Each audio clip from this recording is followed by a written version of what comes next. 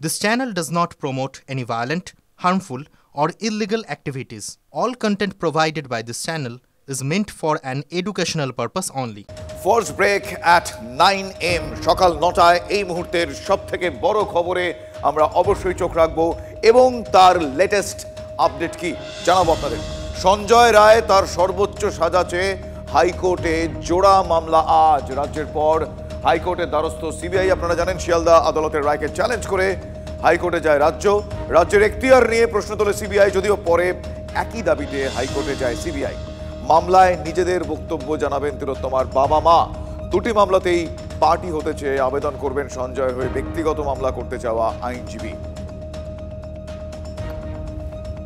আপনাদের আরো একবার জানিয়ে রাখি, সঞ্জয়ের সর্বোচ্চ সাজা চেয়ে হাইকোর্টে জোড়া মামলা। রাজ্যের পর হাইকোর্টের দ্বারস্থ হয় সিবিআই। আপনারা জানেন শিয়ালদা আদালতের রায়কে চ্যালেঞ্জ করে হাইকোর্টে যায় রাজ্যের এখতিয়ার নিয়ে প্রশ্ন তোলে সিবিআই, যদিও পরে একই দাবিতে হাইকোর্টে যায় সিবিআই। মামলায় নিজেদের বক্তব্য জানাবেন তিলোত্তমার বাবা মা। আর এই দুটি মামলাতেই পার্টি হতে চেয়ে আবেদন করবেন সঞ্জয়ের হয়ে ব্যক্তিগত মামলা করতে চাওয়া আইনজীবী। আমার সহকর্মী সুজয়ের কাছে এই মুহূর্তে বিষয়ে আর কি আপডেট রয়েছে আমি জানবো আমার সহকর্মী সুজয়ের কাছ থেকে। সুজয়, অত্যন্ত গুরুত্বপূর্ণ বিষয় তো বটেই, আইনত মুভমেন্ট কিভাবে কিরকম হওয়ার সম্ভাবনা? দেখো, আজ বেলা 10:30 থেকে গোটা রাজ্যের মানুষের নজর কলকাতা হাইকোর্টের দিকে থাকতে চলেছে। তার কারণ হাইকোর্টের বিচারপতি দেবাংশু বসাকের বেঞ্চে আজকে তিলোত্তমা ধর্ষণ ও হত্যা মামলায় ধৃত সঞ্জয় রায়ের যে সর্বোচ্চ সাজি অর্থাৎ ফাঁসি, সেই আবেদনের শুনানি হতে চলেছে। যে আবেদন ইতিমধ্যেই সিবিআইয়ের তরফ থেকে করা হয়েছে, একই আর্জি রাজ্যের তরফ থেকেও ওই বিচারপতির বেঞ্চের কাছেই রাখা হয়েছে। যদিও যখনই আবেদন করা হয় সে সময় সিবিআই আপত্তি তোলে এবং প্রশ্ন ওঠে যে রাজ্যের আদৌ এই আবেদন করার এখতিয়ার রয়েছে কিনা, অর্থাৎ রাজ্য আদৌ সর্বোচ্চ সাজা চাইতে পারে কিনা, যে ক্ষেত্রে তারা তদন্ত করছে না, রাজ্যের হাতে তদন্তকারী সংস্থাও নেই, ফলে তারা এই আর্জি রাখতে পারে কিনা তা নিয়ে একটা প্রশ্ন উঠেছে। এবং একই সঙ্গে আরও একটা বিষয় যে এই মামলার সঙ্গে অর্থাৎ তিলোত্তমা ধর্ষণ হত্যা মামলার সঙ্গে ডিফ্যাক্টো কমপ্লেনেন্ট হিসাবে অর্থাৎ পরিবারের তরফ থেকেও কিন্তু আইনজীবী নিয়োগ করা হয়েছে। আমরা শীর্ষ আদালতে দেখেছি, আমরা শিয়ালদা আদালতে দেখেছি। এক্ষেত্রে যেটা জানা যাচ্ছে পরিবারের তরফ থেকে যিনি আইনজীবী রয়েছেন তিনিও এই মামলায় আর্জি রাখতে পারেন বা তিনিও এই আবেদনের সঙ্গে যুক্ত হতে চান। ফলে বিচারপতি দেবাংশু বসাকের বেঞ্চে আজকে 10:30টার শুরুতে, মানে আজকে দিনের শুরুতেই তার বেঞ্চে এই মামলার বা এই যে আবেদন করা হচ্ছে যে সঞ্জয়ের সর্বোচ্চ সাজার দাবি, সেই ব্যাপারে শুনানি শুরু হবে। দুপক্ষ সেখানে বক্তব্য রাখবে। রাজ্যের বক্তব্য আদৌ বিচারপতি শুনবেন কিনা সেটা আজকে 10:30টার পরেই সেটা ঠিক করা হবে বা বিচারপতি তিনি ঠিক করবেন যে রাজ্যের আদৌ এখতিয়ার রয়েছে কিনা। রাজ্য থাকতে যদি রাজ্যের আবেদন শোনা হয় তাহলে রাজ্য কোন কোন যুক্তিতে সেই আবেদন রাখে সেটা এখন দেখার। সিবিআইয়ের তরফ থেকে ইতিমধ্যে 6 থেকে 7টি পয়েন্ট, যে পয়েন্টগুলিকে সামনে রেখে বলা হচ্ছে যে শিয়ালদা আদালত যে এই রায়কে কেন ফাঁসি দেয়নি সেটা আজকে হাইকোর্টের সামনে নিয়ে আসা হবে, যার মধ্যে অন্যতম হচ্ছে যে শিয়ালদা আদালত কি হয় আজ সময়ের অপেক্ষা। ধন্যবাদ সুজয়। কথা বলছিলাম আমার সহকর্মী সুজয়ের সঙ্গে। অন্যদিকে তিলোত্তমা কাণ্ডের পর স্বাস্থ্যক্ষেত্রে বিশেষ নজর তৃণমূলের। রাজ্যের স্বাস্থ্যক্ষেত্রে আরও একটা সংগঠন গড়তে চলেছে তৃণমূল কংগ্রেস। আজই আত্মপ্রকাশ করতে চলেছে চিকিৎসকদের এই নয়া সংগঠন। নতুন সংগঠনের নাম হতে পারে প্রগ্রেসিভ হেলথ অ্যাসোসিয়েশন। আর এই সংগঠনের নেতৃত্বে থাকবেন রাজ্যের মন্ত্রী শশী পাঁজা। সরকারি বেসরকারি চিকিৎসক, নার্স এবং স্বাস্থ্যকর্মীদের নিয়ে তৈরি হবে নতুন এই সংগঠন। এর আগেও তৃণমূলের চিকিৎসকদের নিয়ে একটি সংগঠন রয়েছে যার নাম প্রগ্রেসিভ ডক্টরস অ্যাসোসিয়েশন। আমার সহকর্মী সৌরভ গুহ এই মুহূর্তে আমার সঙ্গে সৌরভ দত্ত, আমার সহকর্মী সৌরভ দত্ত এই মুহূর্তে রয়েছেন। সৌরভ, আবারও একটা সংগঠন এবং এই সংগঠন স্বাস্থ্যক্ষেত্রের আশা করা যায় উন্নয়নের স্বার্থেই। এই সংগঠনের স্পেসিফিক ভূমিকা কি কি থাকবে বা থাকতে পারে, আগাম কি খবর? শুভজিৎ, দেখো, হাই ভোল্টেজ সোমবার একদিকে কলকাতা হাইকোর্টে সঞ্জয় রায়ের সর্বোচ্চ শাস্তি চেয়ে সেখানকার শুনানি, সেই শুনানির ভবিষ্যৎ কী হয় সেদিকে নজর থাকবে। আর ঠিক দুপুরে প্রেস ক্লাবে সেই আরজি করের সূত্র ধরেই শাসক দলের নতুন চিকিৎসক সংগঠন, স্বাস্থ্যকর্মীদের সংগঠনের আত্মপ্রকাশ প্রগ্রেসিভ হেলথ অ্যাসোসিয়েশন, যেরকম তুমি নামটা বললে। এই সংগঠনের আত্মপ্রকাশ অনেক দিক থেকে তাৎপর্যপূর্ণ। তার কারণ তুমি জানো যে আরজি কর কাণ্ডের সময় থেকেই তৃণমূলের অন্যতম চিকিৎসক নেতা শান্তনু সেনের ভূমিকা নিয়ে তৃণমূলের শীর্ষ নেতৃত্বের অসন্তোষ ছিল, সেই জায়গার থেকে দাঁড়িয়ে যেখানে প্রোগ্রেসিভ ডক্টরস অ্যাসোসিয়েশন ছিল সেই সংগঠনকে অতীত করে প্রোগ্রেসিভ হেলথ অ্যাসোসিয়েশন, এই সংগঠনের প্রয়োজন কেন পড়লো? যেখানে প্রোগ্রেসিভ মেডিকেল টেকনোলজিস্ট অ্যাসোসিয়েশন ইতিমধ্যে আছে 17 বছরের ধরে একটা সংগঠন, সেই সংগঠনও কি তাহলে অতীত হয়ে যাবে? কারণ এই সংগঠন বলা হচ্ছে চিকিৎসক, মেডিকেল টেকনোলজিস্ট, নার্স সকলকে এক ছাদের তলায় এনে এই সংগঠন হবে। দ্বিতীয় যে প্রশ্নটা হচ্ছে, এই সংগঠনের মুখ কারা হবেন? শশী পাঁজা নির্দিষ্টভাবেই প্রেসিডেন্ট বা সভাপতি, কিন্তু অন্যান্য নেতৃত্ব কারা হবেন, সেই নেতৃত্বের মুখে কারা থাকবেন? এখনও পর্যন্ত যা খবর, অন্যান্য নেতৃত্বের স্থানীয় ডক্টর সুশান্ত রায়, ডক্টর সুদীপ্ত রায়, ডক্টর অভিজিৎ ভক্ত, এদের মতো চিকিৎসক নেতারা, তৃণমূলের চিকিৎসক নেতারা, তাদেরকে দেখা যেতে পারে। ডক্টর কৌশিক বিশ্বাস, কোথাও গিয়ে কিন্তু শাসক দলের চিকিৎসক সংগঠনই বলো বা বিরোধী চিকিৎসক সংগঠনের সদস্যরা বলো যে এখনও পর্যন্ত যা শোনা যাচ্ছে তাতে নর্থ বেঙ্গল লবি, যে লবির ক্ষেত্রে তৃণমূলের সরাসরি কোনো শিলমোহর ছিল না, যদি দেখা যায় যে সেই লবির নেতৃত্ববৃন্দ সামনের সারিতে আছে, তাহলে কিন্তু বিরোধীরা বলার সুযোগ পেয়ে যাবে যে আসলে নর্থ বেঙ্গল লবিকে আনুষ্ঠানিক মান্যতা দিল শাসক দল। এবং সর্বোপরি যে বিষয়টা হচ্ছে যে এই সংগঠনের আত্মপ্রকাশকে সামনে রেখে গতকালই সুশান্ত রায় জলপাইগুড়িতে সেখানকার আইএমএর তরফে একটা পিকনিকের আয়োজন করেছেন, চড়ুই ভাতির আয়োজন করেছেন। তুমি জানো যে রাজনীতিতে চড়ুই ভাতির তাৎপর্য কি। আরেকটা বিষয় হচ্ছে যে doctor Sourav Dutta, state grievance সেলের চেয়ারম্যান, তার নেতৃত্বে ধনধান্যে ফেব্রুয়ারি মাসের শেষের দিকে মুখ্যমন্ত্রী চিকিৎসকদের সঙ্গে বসার কথা। তাহলে এখন সৌরভ দত্তদের ভূমিকা কি হবে? ফলে সব মিলিয়ে একটা কিন্তু এই চিকিৎসক সমাজে স্বাস্থ্যকর্মীদের নজর রয়েছে, একদম গুরুত্বপূর্ণ নজর তো রয়েছে। ধন্যবাদ সৌরভ। এবং এই সংগঠনের ভূমিকা কি হবে এবং এই সময় দাঁড়িয়ে রাজ্যের স্বাস্থ্য ব্যবস্থার নানা বিষয়ে নানা প্রশ্নের উত্তর এই সংগঠনের তরফ থেকে মেলে কিনা সেই দিকেও নজর থাকবে। বিজেপি নেতা দিলীপ ঘোষ তিনি কি বলছেন এই বিষয়ে একবার শোনাই আপনাদের। ভালো সোনার পাথর বাটি হচ্ছে এটা। রাজনৈতিক ব্যক্তি অরাজনৈতিক হবেন আমরা তো কল্পনাও করতে পারি না কেউ। যা হোক, শুনতে ভালো লাগে। মমতা ব্যানার্জি মাঝে মধ্যে এই ধরনের নাটক অনেক করেন। লক্ষ্য কি এই ডাক্তারদের আন্দোলনের পরে ডাক্তারদের আন্দোলনটা এখনও শেষ হয়ে যায়নি, এটা আমাদের কাছে কষ্টের ব্যাপার। তারা ভেবেছিলেন যে মিটিয়ে ফেলেছি প্রায়, কিন্তু মানুষের যে চাপ আছে বা নির্যাতিতার পরিবারের বাবা মার যে মনের জোর আছে, তার ফলে সে আন্দোলন টিকে আছে। আমি বলছি ডাক্তারদের কাছে আমার নিবেদন, আপনারা ভালো ছাত্র, ভালো ডাক্তার, পড়াশোনা করছেন, নেতৃত্ব আপনারা নিয়েছেন, কিন্তু মানুষকে হতাশ করবেন না। এমন কোনো লোকের দ্বারা পরিচালিত হবে না যারা নিজেকে নেতা বানাতে এসেছে। অন্যদিকে আন্দোলনরত ডাক্তারদের পর তৃণমূলের আক্রমণের অভিমুখ এবার তিলোত্তমার বাবা মা। কুণাল ঘোষ তিনি বলেছেন, আপনাদের নিশ্চয়ই মনে আছে, তারপর এবার তিলোত্তমার বাবা মাকে নিশানা করলেন মন্ত্রী ফিরহাদ হাকিম। মেয়ের শোকে ওর এখতিয়ার বহির্ভূত কিছু বলা উচিত নয়, এবার রাজনীতি করছেন মুখ্যমন্ত্রী, কারো দয়ায় কুর্সিতে বসেননি, বাংলার মানুষের সমর্থনে বসেছেন। তিলোত্তমার বাবা মায়ের প্রতি এমনই মন্তব্য ফিরহাদ হাকিমের। উনি কি দেখেন, আমরা অত্যন্ত সহানুভূতি ওনার প্রতি। ওনার মেয়ে এরকমভাবে মারা গেছে, আমরা সবাই তার প্রতিবাদ করছি এবং আমরা সবাই ফাঁসির সাজা চাই যে খুনি তাকে। কিন্তু তার মানে ওনার পুত্রীর শোকে এমন কিছু বলা উচিত না যেটা ওনার এখতিয়ারের মধ্যে পড়ে না। উনি এখন হয়ে গেছেন যাদের পাল্লায় পড়েছেন, এবার ওনারা পলিটিক্স করছেন তাকে নিয়ে, এটা ঠিক নয়। মুখ্যমন্ত্রী ওনার দয়ায় বা যে দলগুলো রয়েছেন লেফটিস্ট, তাদের দয়ায় কিন্তু মুখ্যমন্ত্রী পদে ওখানে বসে নেই। মুখ্যমন্ত্রী বসে আছে, বাংলার মানুষ চেয়েছেন তাই ওই চেয়ারে বসে আছেন, কারোর দয়ায় বসে নেই, বাংলার মানুষের সমর্থন নিয়ে বসে আছেন। এবং আমি আবার ওনাকে বলবো যে আপনি আপনার এখতিয়ারের মধ্যে থাকুন, নিশ্চিতভাবে ন্যায় চাইেন, এবং আমিও অত্যন্ত দুঃখিত সিবিআই যেভাবে করেছে, কিন্তু তার মানে এই নয় যে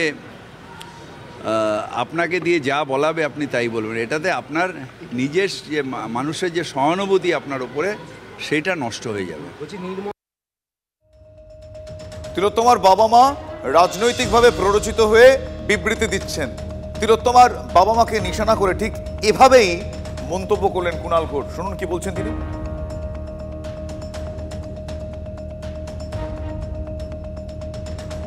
তিলোত্তমার বাবা মা রাজনৈতিকভাবে প্ররোচিত হয়ে বিবৃতি দিচ্ছেন। আবারও তিলোত্তমার বাবা মাকে এভাবেই নিশানা করলেন কুণাল ঘোষ। দেখুন, ওনারা সম্পূর্ণভাবে রাজনৈতিক উদ্দেশ্য প্রণোদিতভাবে প্ররোচিত হয়ে বিবৃতি দিচ্ছেন।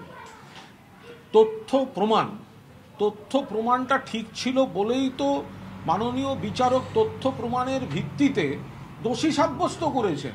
ফলে এখন কিছু উদ্দেশ্য প্রণোদিত মহল তারা ইচ্ছাকৃতভাবে বাবা মার শোককে বিভ্রান্ত করে বিপথে চালিয়ে তাদের কিছু নিজেদের উইশ লিস্ট, নিজেদের এজেন্ডা মতো বিবৃতি দিয়ে ইস্যুটাকে বিকৃত করতে চাইছেন। তৃণমূলের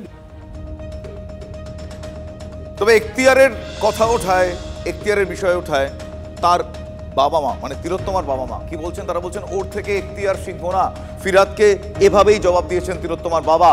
আদালতের রায় দেখে মন্তব্য করুন কুণাল ঘোষকে, ঠিক এভাবেই এক প্রকার পরামর্শ দিয়েছেন বলতে পারেন তিলোত্তমার বাবা। কি বলছেন তিনি শুনুন। এটা তো উনি প্রতি কথাই বলেন, এটা বললাম তো এখতিয়ারটা যে কি জিনিস। আজকে প্রজাতন্ত্র দিবসে ওনার কাছে আমি শিখবো না, একটু প্রজাতন্ত্র দিবস সম্বন্ধে আমার একটু অভিজ্ঞতা এবং শিক্ষা আছে আমার, এই কথাটা ওনার থেকে শিখবো না আমি। এবং উনি আমার বিরুদ্ধে যখন মন্তব্য করবেন আশা করি শিয়ালদা, আমি যে কথাটা বলছি বারবার করে, শিয়ালদা কোর্ট যে রায় দিয়েছে সঞ্জয়ের বিরুদ্ধে এবং যে রায়ের কপিগুলো দিয়েছে 172 পাতা, সেটা উনি একটু ভালো করে দেখে নিয়ে তারপরে আমার বিরুদ্ধে যে কোনো মন্তব্য করবেন, তাহলে আমারও ভালো লাগবে। এবং আমি যদি কোনো ভুল বলে থাকি বলবেন, আমি অবশ্যই স্বীকার করে নেব। এবং কালকে যে মুখ্যমন্ত্রী পদত্যাগ চেয়েছি ওই রায়ের কপির ওপর বেস করে কোনো ভুল করিনি আমি। এখনও বলছি ওই যে রায় মুখ্যমন্ত্রী পড়ে তার ওই পদে থাকার অধিকার নেই। বেশ কয়েকটা দিক থেকেই আজ অত্যন্ত গুরুত্বপূর্ণ দিন, তার কারণ আপনারা জানেন যে আজ সুপ্রিম কোর্টে 26,000 শিক্ষক এবং শিক্ষাকর্মীর ভাগ্য নির্ধারণ। কলকাতা হাইকোর্টের নির্দেশে চাকরি যায় প্রায় 26,000 শিক্ষক শিক্ষাকর্মীর। 2016 এসএলএসটির নিয়োগ প্রক্রিয়ায় দুর্নীতির অভিযোগে বাতিল হয় সম্পূর্ণ প্যানেল। কলকাতা হাইকোর্টের নির্দেশকে চ্যালেঞ্জ করে শীর্ষ আদালতে যায় রাজ্য। শীর্ষ আদালতে প্রধান বিচারপতি প্রশ্ন তোলেন প্যানেলের বৈধতা নিয়ে। আজ সুপ্রিম কোর্টে 26,000 শিক্ষক শিক্ষাকর্মীর ভাগ্য নির্ধারণ। আমার সহকর্মী সুমন এই মুহূর্তে রয়েছেন আমার সঙ্গে। সুমন, এখনো পর্যন্ত আমরা ভাগ্য নির্ধারণ বলছি ঠিকই, কিন্তু একটার পর একটা বিষয় যদি আমরা দেখি তাহলে কোন কোন জায়গায় রে অফ হোপ মানে আশার আলো রয়েছে? দেখো, যদি যোগ্য অযোগ্য পৃথকীকরণ সম্ভব হয় তাহলে অযোগ্যদের চাকরি যাবে, আর যোগ্যদেরকে এই রাস্তায় এভাবে পড়ে থাকতে হবে না, তারা কিন্তু স্কুলে ফিরতে পারবেন। কিন্তু যদি পৃথকীকরণ সম্ভব না হয় তাহলে কিন্তু প্যানেল বাতিল হবে, এমনটা কিন্তু সুপ্রিম কোর্টের শুনানি থেকে উপলব্ধি করেছেন আইনজীবীরা। এবং সেই জায়গায় দাঁড়িয়ে আজকে ওয়াই চ্যানেলে তুমি যে দেখতে পাচ্ছ, এখানে এইভাবে শীতের মধ্যে এভাবে ত্রিপল খাটিয়ে দীর্ঘদিন ধরে যোগ্য শিক্ষকরা তারা কিন্তু রাস্তায় পড়ে আছেন এবং তারা শুনানির দিকে তাকিয়ে আছেন। আজকে বেলা 2টোয় সেই শুনানি রয়েছে, যেখানে এখন আরও অনেক পক্ষের আইনজীবীরা তারা সওয়াল জবাব করবেন। সেই জায়গায় দাঁড়িয়ে আজকে বেলা 2টোয় শুনানিতে কি হয়, আজকে বেলা 2টোর শুনানির পর সুপ্রিম কোর্ট থেকে কোনো নির্দেশ আসবে নাকি আবারও একটা পরবর্তী তারিখ পাওয়া যাবে, এই দিকে কিন্তু তাকিয়ে রয়েছেন ওয়াই চ্যানেলে অবস্থানরত যোগ্য শিক্ষক শিক্ষিকারা। একদম তাই।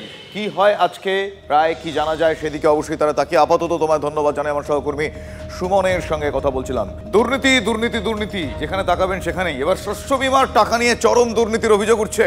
সরব খোদ শাসক দলের নেতা। ব্লক প্রশাসনের সমস্ত দপ্তরে লিখিত অভিযোগ দায়ের করা হয়েছে। চন্দ্রকোনা 1 নম্বর ব্লকের ফুলচক গ্রামের ঘটনা এটি। অভিযোগ, কৃষি জমি না থেকেও ভুল তথ্য দেখিয়ে হাজার হাজার টাকা পেয়েছে অনেক ব্যক্তি। এমনকি যোগ্য কৃষকরা শস্য বিমার ক্ষতিপূরণের টাকা থেকে বঞ্চিত হয়েছেন। আর এই অভিযোগ পেয়েই নড়ে চড়ে বসেছে প্রশাসন। ইতিমধ্যে বেশ কয়েকজনকে চিহ্নিত করেছে প্রশাসন। এ বিষয়ে যদিও মুখ খোলেননি চন্দ্রকোনা 1 নম্বর ব্লকের সহ কৃষি অধিকর্তা সঞ্জয় মণ্ডল। বেছে বেছে তৃণমূল কংগ্রেস কর্মী সমর্থকরাই টাকা পাচ্ছেন বলে বিজেপির তরফ থেকে অভিযোগ করা হয়েছে। বিশ্বজিৎ পাল, বাবার নাম গুরুপদ পাল, ফুলচক গ্রামে বাড়ি। ও হচ্ছে বিভিন্ন মানুষকে ভুল বুঝিয়ে তাদেরকে কাগজে ট্যাম্পারিং করে জমি তাদের নেই, শুধু নামটা বসিয়ে একই কাগজে বারবার ফর্ম পূরণ করেছে। চাষিদের যে ক্ষতি হলে বাংলা শস্য বীমা প্রকল্পে আবেদন করলে তারা ক্ষতিপূরণ পায়, এইটাকে মানে অন্যভাবে ব্যবহার করা হচ্ছে, অর্থাৎ জালিয়াতি করে টাকাকে নিয়ে নেওয়া হচ্ছে, তজরুপ করা হচ্ছে। তো সেই কারণে আমি আধিকারিক আমাদের এডিএ সাহেবের, আমাদের বিডিও সাহেবের নজরে আমি বিষয়টা এনেছি। আমি স্পেসিফিকভাবে কমপ্লেন করেছি যাতে ওই টাকা ফেরত হয় এবং যে এই জালিয়াতি কাণ্ডের সাথে যুক্ত তার উপযুক্ত শাস্তি হয়। 18-20 জন আছে আছে না আমাদের গ্রামে। জমিদারদের জমি নেই, জমি নেই না, তারা 5,000-6,000 করে টাকা পেয়েছে। আমরা যেটুকু দেখেছি তদন্ত করে 18-20 জন আমরা পেয়েছি প্রমাণস্বরূপ। আরও হয়তো ভিতরে চেক করলে আরও বেশি পাওয়া যায়। হ্যাঁ শুনছি তো পেয়েছে বলে, জমি জায়গা তাদের নাই, ভুল মানে তথ্য রেকর্ড ভুল রেকর্ড দিয়ে টাকা পেয়েছে শুনছি। প্রশাসনিকভাবে সরকার যেরকম মানে পদক্ষেপ নিবে আমরা সেরকমভাবে সেটাই চাই আর কি বলবো। না আমরা ফর্ম ফিল আপও করিনি। টাকা তো পেয়েছেন? টাকা পেয়েছে, আমি যাইনি বলছি তো। আমাদের না না আমি বলছি আপনারা জাননি ঠিক আছে, কিন্তু সরকারি টাকাটা তো পেয়েছেন। সরকারি টাকা ঢুকেছে কি না ঢুকেছে আমরা কি গেছি? অ্যাকাউন্ট তো আমার বন্ধ হয়ে গেছে। আপনার তো ছেলেরও টাকা ঢুকেছে অ্যাকাউন্টে। আমি বলতে পারবো না ভাই, যেটি পারবো না কেন আপনাকে মিথ্যা কথা বলবো। আপনাদের কতটা জমি জায়গা? আমাদের জমি আমি বলতে পারবো না ভাই, আমাদের 5 ভাই তো কর্তারা, এবার কতখানি কি জমি আমি বলতে পারবো না। হ্যাঁ জমি জায়গা আছে। কতটা? আমাদের 7.5 বিঘে জমি আছে। 7.5 বিঘে? মানে কাদের? আপনার স্বামীর নামে? এই সরকারি শস্য বিমার টাকা পেয়েছেন জানেন? কতটা উপকৃত? জানি না। জানেন না। আমরা বিজেপির তরফ থেকে অভিযোগ জানাবো রেডি করছি। বিজেপির প্রচুর লোক টাকা পায়নি, টিএমসি নেতারা নেতৃত্বরা প্রচুর টাকা পাচ্ছে এবং জমি নাই সম্পদ নাই, তারা টাকা পাচ্ছে, হাজার টাকা পাচ্ছে, এমন অনেক নজির রয়েছে। শস্য বিমার টাকা নিয়ে দুর্নীতির অভিযোগ, আর এই অভিযোগপত্র জমা করলেন পঞ্চায়েত সমিতির সহসভাপতি। তিনি ইতিমধ্যে প্রশাসনকে বিষয়টি জানিয়েছেন। তিনি যেটা দাবি করছেন যে সমস্ত কৃষকদের কৃষি জমি নেই তারা কিন্তু শস্য বিমার সুবিধা পেয়েছে, আর এই নিয়েই কিন্তু পড়ে গিয়েছে শোরগোল। যদিও ক্যামেরার সামনে কিছু না বললেও চন্দ্রকোনা 1 নম্বর ব্লকের সহ কৃষি অধিকর্তা সঞ্জয় মণ্ডল আমাদের জানিয়েছেন বেশ কয়েকজনের এই ধরনের তারা তথ্য পেয়েছেন, যাদের জমি নেই তারা কিন্তু টাকা পেয়েছে। পুরো ব্যবস্থা নেওয়া হবে, তাদের বিরুদ্ধে প্রয়োজনে আইনানুগ ব্যবস্থা নেওয়া হবে বলেও তিনি জানিয়েছেন। শুধু এই নয়, ইতিমধ্যে চন্দ্রকোনা সহ বিভিন্ন এলাকার প্রচুর কৃষক তারা কিন্তু শস্য বিমার আবেদন করে তারা কিন্তু টাকা পায়নি। সেই টাকা না পাওয়ার জন্যই তারাও কিন্তু প্রশাসনের দ্বারস্থ হয়েছে, তারা কেন টাকা পায়নি। তবে যাই হোক, শস্য বিমার জমি না থাকার কারণে কৃষকরা তাদের তথ্য জাল করে এইভাবে সুবিধে পাওয়া নিয়ে পুরো বিষয়টা নিয়ে ইতিমধ্যে পড়ে গিয়েছে শোরগোল। পশ্চিম মেদিনীপুরের চন্দ্রকোনা থেকে অসীম বেরা, TV9 বাংলা। প্রায় 100 ঘন্টা পর স্বাভাবিক হলো ট্রেন চলাচল। বালি ব্রিজ এবং সিসিআর ব্রিজে রেল লাইনের মেরামতির জন্য গত 22 তারিখ বন্ধ রাখা হয় ট্রেন চলাচল, আর রেল পরিষেবা বন্ধ থাকায় ভোগান্তির শিকার হতে হয় নিত্যযাত্রীদের। ব্রিজের কাজ শেষ হওয়ার পর আবারও স্বাভাবিক হয়েছে ট্রেন চলাচল। যাত্রী পরিষেবা স্বাভাবিক হওয়ায় খুব স্বাভাবিকভাবে স্বস্তিতে যাত্রীরা। রেল লাইন মেরামতির কাজ সমাপ্ত হয়েছে। রেলের তরফ থেকে পরিষেবা স্বাভাবিক করে দেওয়া হয়েছে। বালি ব্রিজ এবং সিসিআর ব্রিজ, ডানকুনি শিয়ালদার লাইনে সকাল থেকেই ট্রেন পরিষেবা একেবারেই স্বাভাবিক। অন্যদিকে 22 তারিখ রাত 12টা থেকে যে ট্রেন লাইনের কাজের জন্য 100 ঘন্টা ট্রেন পরিষেবা বন্ধ হয়েছিল, যাতে করে বালি ব্রিজ এবং নিবেদিতা সেতু গাড়ির চাপ বেড়েছিল, ফলে গাড়ি ডাইভারশন হচ্ছিল। বালি ব্রিজে দক্ষিণেশ্বরের দিক থেকে, বালির দিক থেকে আসা গাড়িগুলোকে নিবেদিতা সেতু দিয়ে ডাইভারশন করে চালানো হচ্ছিল। সেক্ষেত্রে যাত্রীদের সুবিধার জন্য বালি হল্ট স্টেশন সংলগ্ন এই নিবেদিতা সেতুর টোল প্লাজার এই রাস্তার এই যে নিরাপত্তার যে পাঁচিল, সেই পাঁচিল কিন্তু ভাঙা হয়েছিল, যাতে করে যাত্রীরা স্বাভাবিকভাবেই ডাউনের গাড়ি ধরতে পারেন। কিন্তু এই মুহূর্তে রেলের কাজ সম্পন্ন হলো। এখনও পর্যন্ত এই যে পাঁচিল, জাতীয় সড়ক লাগোয়া বালি হল স্টেশনের সামনে যে পাঁচিল ভাঙা হয়েছিল, সেই পাঁচিল কিন্তু এখনও পর্যন্ত জোড়া লাগানো হয়নি। ফলে মানুষজন এখনও পর্যন্ত আসছেন এখান থেকে গাড়ি ধরবেন বলে, কিন্তু গাড়ি তো চলাচল স্বাভাবিক হয়ে গেছে। বালি ব্রিজ থেকে, বালি ব্রিজের 2 লাইনেই গাড়ি চলছে, কিন্তু এখন এই পাঁচিল গাঁথা হলো না। যদিও সকাল থেকে আমরা ট্রাফিক পুলিশ এবং রেল আধিকারিকদের সঙ্গে কথা বলে জানতে পারলাম না যে কখন এই পাঁচিল ঠিক করা হবে, তবে তারা আশ্বাস দিয়েছেন যে দ্রুতই এই পাঁচিল ঠিক করে দেওয়া হবে। হাওড়ার বালি থেকে সুব্রত বন্দ্যোপাধ্যায়, TV9 বাংলা। ভালো লাগছে, খুবই ভালো হয়েছে। আমাদের যাইবার একটু কষ্ট হয়েছে ট্রেনে বাসে এসে, কিন্তু এগুলো খুব দারুণ হয়েছে, খুব ভালো হয়েছে। মানে এগুলো জীবন লাইফ গ্যারান্টি। ভালো হলো, খুব ভালো হয়েছে। ভালো, দারুণ দারুণ লাগছে, দারুণ লাগছে। 4 দিনে একটু কষ্ট হলো, অসুবিধা নেই, কষ্ট তো হতে হবে। আজকে থেকে স্বাভাবিক হয়ে গেল। হ্যাঁ, স্বাভাবিক হয়ে গেল, ভালো লাগছে। ঠিক, খুব ভালো। রাস্তাও তো দরকার ছিল, খুব ভালো, রাস্তাও দরকার ছিল, খুব ভালো হয়েছে। এখনো হয়নি এই ব্যাপারটা, আমি বলতে পারছি না, ঠিক আছে। এটা আনছে এখন গার্ডেন দিয়ে টোটালি পুরো ঘিরে দেওয়া হবে, যাতে কোনো রকম এখানটা অসুবিধা না হোক। হ্যাঁ, কোনো লোক আবার উঠতে না পারুক। আমাদেরও লোক এখানটায় থাকবে, এখানটায় দেখার জন্য যে কোনো লোক যেন ওপরে উঠে না আসুক। আবার ওটা চালু হয়ে গেছে, যেহেতু 27 তারিখ 4টে পর্যন্ত ছিল, ও 4টে পর্যন্ত আবার ওটা চালু হয়ে গেছে। আমরাও খেয়াল রাখছি যাতে কেউ ওই যেন না চলে আসুক।